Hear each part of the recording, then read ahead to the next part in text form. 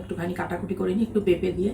কদিন ধরে শরীর খুব খারাপ, খুব মানে সেটার জন্য খাওয়া দাওয়া মানে ঠিকঠাক মতন করতে পারিনি, পেঁপে সেদ্ধ এসব খেয়েই থেকেছি।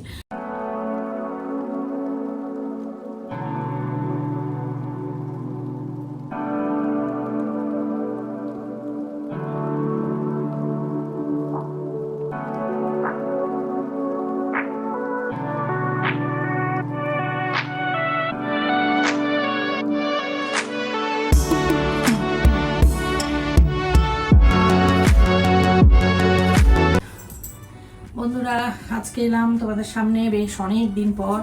আজকে হচ্ছে 25শে এপ্রিল আর শুক্রবার, আর এখন বাজলো পুরো 10টা 40। আজকে একটুখানি পনির রান্না করব, সেই জন্য ভাবছি, তাই জন্য একটুখানি কাটাকুটি করে নিই একটু পেঁপে দিয়ে।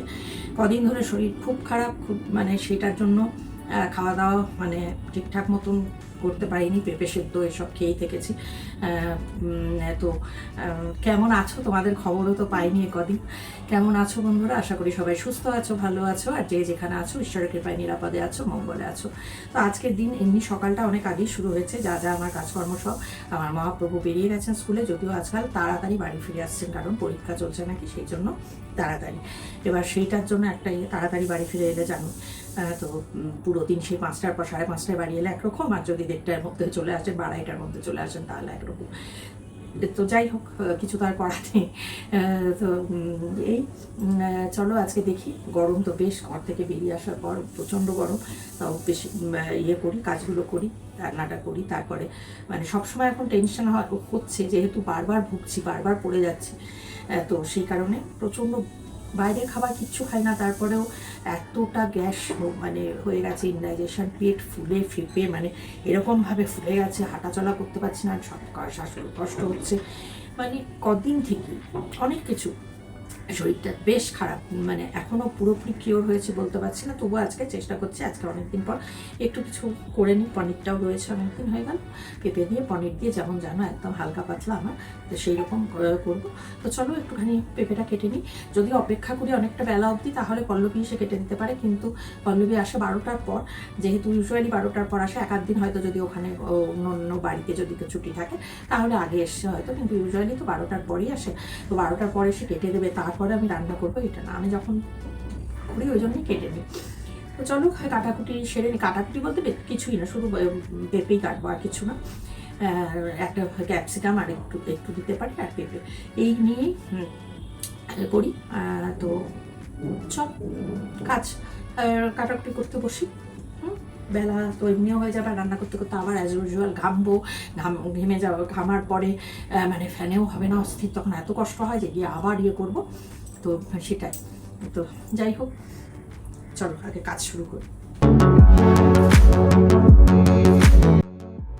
চলে এসেছি বন্ধুরা রান্নাঘরে, একটুখানি টুকটাক কাটাকুটি যেটা সেটা করে নিই। বললামই তোমাদের যে পনির করব, পনিরটা আনা হয়েছে অনেক দিনই, কিন্তু করা হচ্ছে না, করব আর কখন, শরীর কোনো দিন ঠিক থাকছে, কোনো দিন ঠিক থাকছে না, রান্না বান্না একটু কাজকর্ম করলেই তারপরে হঠাৎ করে দেখছি আবার পড়ে যাচ্ছি। তো এই কাজ করতে করতে একটুখানি ভিডিও ইয়ে করে দিয়ে প্লে করে শুনি আর কি, কানে অনেক মানে বিভিন্ন বিষয় নিয়ে আলোচনা, পডকাস্ট এগুলো। তো একটুখানি পেঁপে দেবো আর ক্যাপসিকাম দেবো, আর কিছু না, এমনি যেমন একটু অলিভ অয়েলে সামান্য একটু করে নেওয়া। তো গরমটা এত পড়েছে, সেই জন্য শরীর খারাপ করছে, সেটা সবারই করছে, আমার বলে না, ওই অত্যধিক ঘামি বলেই সমস্যা। তো যাই হোক, কাজ করতে করতে মানে একটাই যে অনেক কিছু তো শুনি, অনেক কিছু মনে হয়।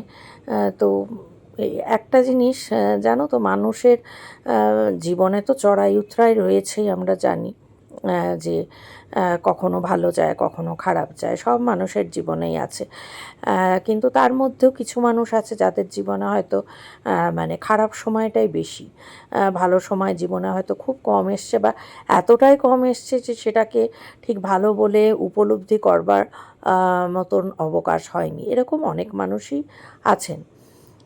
এরকম অনেক মানুষ আছেন এখনও, যে যাদের পরিবারে, যাকে এখনও আমাদের আমাদের মতন মানে সময়কার মানুষদের ধরা হয় যে পরিবারের প্রধান মাথা হাজব্যান্ড হবেন।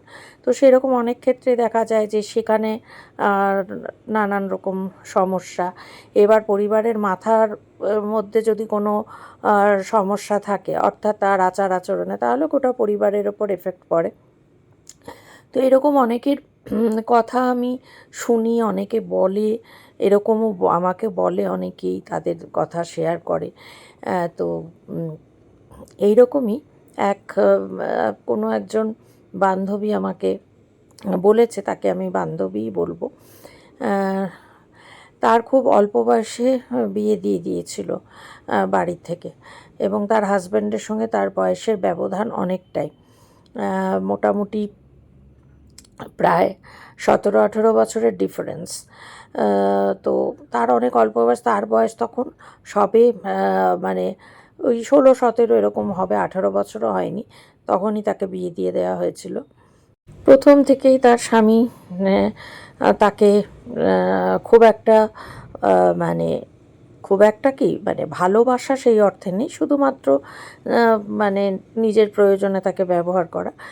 এবং সেইখানে তার স্বামী মায়ের কথায় উঠত বসত, তার মা উইডো ছিলেন, বাবা ছিল না। আর যেমনটা হয়ে থাকে, ছেলের বিয়ে তো দিয়েছেন মা, কিন্তু ছেলে হাতছাড়া হয়ে যাবে এই ভয়ে সারাক্ষণ বোধহয় আতঙ্কিত থাকতেন, যেহেতু তার একমাত্র ছেলে। তো সেই কারণে ছেলেকে নানান সময় মানে ছেলে অফিস থেকে ফিরলে নানানভাবে এই বৌমার বিরুদ্ধে সব সময় ছেলেকে বলতেন, এবং তার ফলে ছেলে একটু বদমেজাজি ছিল। সে মায়ের কথায় অবশ্য প্রভাবিত তো হতোই, এবং কোনো কিছু বিচার বিবেচনা না করে স্ত্রীকে মারধর গালিগালাজ এগুলো করত। এবং তাতে মানে যদি একটু কোনো দিন মার কম হতো, তাহলে সেই মা বলতো, আরও মার, এইটুকুতেই ছেড়ে দিলি, আরও মার। হ্যাঁ, তো এইরকমভাবে দিন কাটতো। তো তারপর যখন সন্তান হলো, মেয়ে হলো প্রথমে, তো মেয়ে হওয়ার পরে বাড়িতে চরম অশান্তি, কারণ তার মা বলতে থাকে যে ওকে তুই বিয়ে করে দে, মেয়ে হলো, ওকে বাপের বাড়িতে ফেরত পাঠিয়ে দে, আমি রাখবো না। তো এরকমভাবে গেল অনেক কষ্ট করে। তারপরে তার বিয়ের বোধহয় মানে মেয়ের 5 বছর 5-6 পরে ছেলে হয়। তাতে যদি বন্ধুরা, তাতে যে অবস্থার উন্নতি হয় এমনটা নয়। হ্যাঁ, তখন তার শাশুড়ি মা নাতিকে তার কাছে মানে রাখতেন সব সময়, মানে মায়ের কাছে আসতে দিত না, মানে নাতি তার মায়ের কাছে আসতো না, সব সময় ঠাকুমার কাছে। ঠাকুমা তাকে মা ডাকতে শিখিয়েছিল, আর মাকে নাম ধরে ডাকতে, কথা বলতে। এবং সেই মা চোখের জল ফেলতো, না স্বামীর ভালোবাসা পেল, না ছেলে মা বলে ডাকে। মেয়েও যে মাকে খুব ভালোবাসে সেরকম নয়, মেয়েও ঠাকুমার কথা মানে বেশি শুনতো। তো সব দিক থেকে সেই বান্ধবী মানে জীবন একদম মানে কী আর বলবো, মানে প্রচণ্ড কষ্টের জীবন। তো যতদিন তার শাশুড়ি মা জীবিত ছিলেন, ততদিন পর্যন্ত একটা দিনের জন্য মানে সুখ কাকে বলে, সুখের মুখ দেখেনি। শাশুড়ি মা মারা যাওয়ার পরেও যে অবস্থার উন্নতি হয়েছে তা নয়। তবে হ্যাঁ, এখন তার স্বামী মানে এখন রিটায়ার করেছেন, এখন শারীরিকভাবে একটু অসুস্থ হয়ে পড়েছেন, তাই এখন হয়তো মারধরটা আর করেন না আগের মতন, কিন্তু কথাবার্তায় মানে মানে প্রতিনিয়ত অপমান অসম্মান করতে ছাড়েন না। আর ছেলেমেয়েরাও সেই যে ঠাকুমার ট্রেনিং পেয়েছে, সেই আজ পর্যন্ত ছেলেমেয়েরা মায়ের সঙ্গে ভালো ব্যবহার করে না। মেয়ের বিয়ে হয়ে গেছে, সে শ্বশুরবাড়িতে থাকে, কিন্তু সে এখনও পর্যন্ত মাকে মানে সেইভাবে সম্মান, মর্যাদা, ভালোবাসা কোনোটাই দেয় না, যেটা মায়ের প্রাপ্য। আর ছেলের কথা তো আর না বলাই ভালো। ছেলেও ইচ্ছে হলে মানে একটু পান থেকে চুন খসলে ছেলেও মায়ের গায়ে হাত তোলে। তো ভদ্রমহিলা মানে আমার যিনি বান্ধবী, তিনি মানে ভেবে পাচ্ছেন না এরপরে ছেলের বিয়ে হলে জানি তার কপালে আরও কী আছে। তাই ভাবি বন্ধুরা, মানুষের বিয়ে হয় যে অল্প বয়সে, ধরো একরকম, অনেক কিছু মানুষ সহ্য করতে পারে, মেনে নিতে পারে। বয়স বাড়ার সঙ্গে সঙ্গে তো মানুষের সবারই একটু সাহচর্যের প্রয়োজন হয়, উভয়েরই, স্বামী স্ত্রী উভয়েরই সাহচর্যের প্রয়োজন হয়। কিন্তু শেষ বয়সেও যদি সেই রকম সাহচর্য না মেলে, তাহলে এর থেকে যন্ত্রণার আর কিছু নেই। মানুষের শেষ বয়সে দুজন দুজনের পাশে থাকবে, এই জন্যেই তো বিয়ে। হ্যাঁ, প্রথম জীবনে তো অবশ্যই দরকার, সারা জীবনই দরকার, পরস্পরের ভালো সম্পর্ক সারা জীবনই দরকার। তবুও প্রথম জীবনটা না হয় অনেক সময় অনেক রকম স্ট্রাগল করে কাটে মানুষের, কিন্তু শেষ বয়সে মানুষ একটু শান্তিতে চায়, থাকতে চায়, একটু স্বামীর সাহচর্য চায়, কিন্তু সেটাও কপালে জোটে না অনেকেরই। তো এই রকম আমার এই বান্ধবীর মতন অনেক অনেক আরও বান্ধবী রয়েছে যারা অনেক সময় অনেক দুঃখের কথা আমাকে বলেছে বা বলে। মনে হলো আজকে তোমাদের সঙ্গে শেয়ার করি।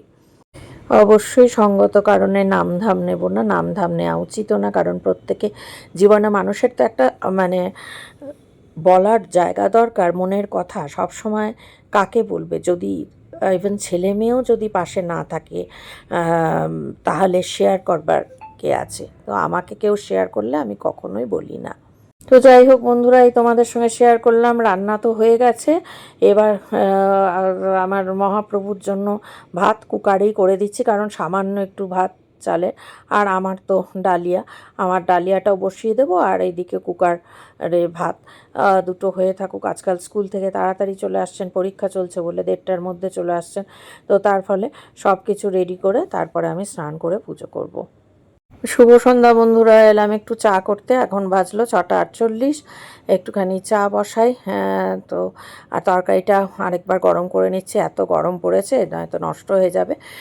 তো এই চা করতে এসে ব্লগটাও শেষ করে দিই। আজকাল আর ব্লগ করতে পারছি না সেরকমভাবে, শরীরও ভালো নেই, মনও ভালো নেই, সব কিছু মিলিয়ে মিশিয়ে।